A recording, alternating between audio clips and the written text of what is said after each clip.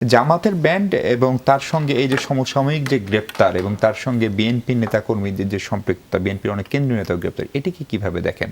মানে কোনো প্রকার তথ্য প্রমাণ ছাড়া আপনারা ব্যান্ড করছেন জামাতকে, গ্রেপ্তার করছেন বিএনপি নেতাদেরকে, বা এই তদন্ত আবার একটা বিচার বিভাগের তদন্তও কমিশনও গঠন করা হয়েছে, তার আগে এই গ্রেপ্তারগুলা, এই যে হাজার হাজার মানুষ গ্রেপ্তার, সেটি আসলে কি বার্তা দিচ্ছে রাজনীতিতে? না, এবারে গ্রেপ্তারগুলি কিন্তু ডিজিটাল। ডিজিটাল মানে? সব জায়গায় ক্যামেরা আছে, ক্যামেরাতে ভিডিও ফুটেজ আছে, জি। এবং মোবাইলে কার সাথে কি কথা হয়েছে এগুলো আছে, এগুলোর ভিত্তিতে কিন্তু হচ্ছে। মানে নজরুল ইসলাম খান, আমির খসরু মাহমুদ চৌধুরী এরা এইসব নিয়ে কথা বলেছেন? নিশ্চয়ই কথা, আইন শৃঙ্খলায় তো বলেছেন যে আমরা কারো কোনো প্রমাণ ছাড়া কাউকে আনি নেই।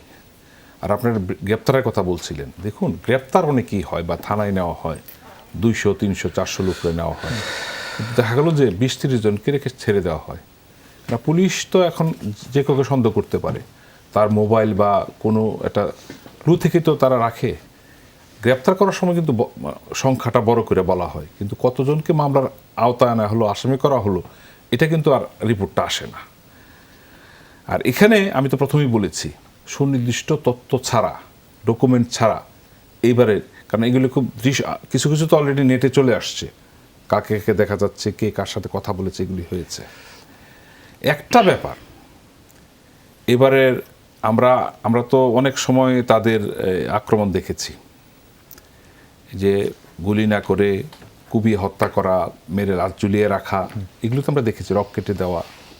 এটা কিন্তু একটা সংগঠনের কিছু বৈশিষ্ট্য আছে বলবো, এটা আর কি। তারা বোঝাতে চায় এটা করলে বোঝা যাবে আমরা করেছি।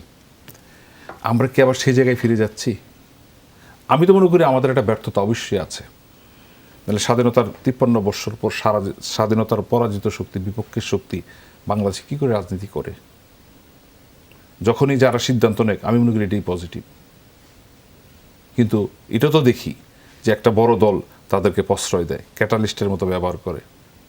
18 সালের নির্বাচনে দেখেছেন তারা 25টা আসন ছেড়ে দিয়েছিল।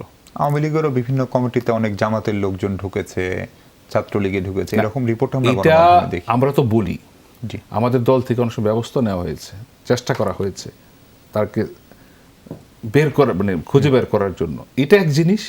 আর দলীয় মনোনয়ন দেওয়া, বিশেষ করে বিএনপি যখন কোনো আন্দোলন করার ঘোষণা দেয়, তারা ক্যাটালিস্ট হিসাবে ধ্বংসাত্মক কাজটা শুরু করে দেয়। দেখেন, বিল্ডিং ভাঙতে পারে, গাড়ি ভাঙতে পারে, টায়ার পোড়াতে পারে, গাছ কাটতে পারে। এই যে পল্টনে একটা গাছ তো নাই, পল্টন মোড় থেকে কাকরালের মতো গাছ কাটলো কেন? লক্ষ্য করে দেখেছেন? কারা করেন এটা? তাহলে কি ধরে নেব আমরা? একটা গাছ তো 2-4-5 বছরে হয় না, 10 বছর লাগে একটা গাছ দাঁড়াতে, তাই না? সেই গাছগুলি কেটে ফেললো, কারা কাটলো? এবং এরা কিন্তু বরাবরই কাজগুলি করে আসছে। আজকে যেটা বললাম, যে ছাত্র আন্দোলনের উপর ভর করে যারা মনে করে সরকার পতন করবেন, যারা মনে করেন সরকারকে অকার্যকর করে দেবেন, বিশ্ব থেকে বিচ্ছিন্ন করে দেবেন, তারা কি পেরেছেন?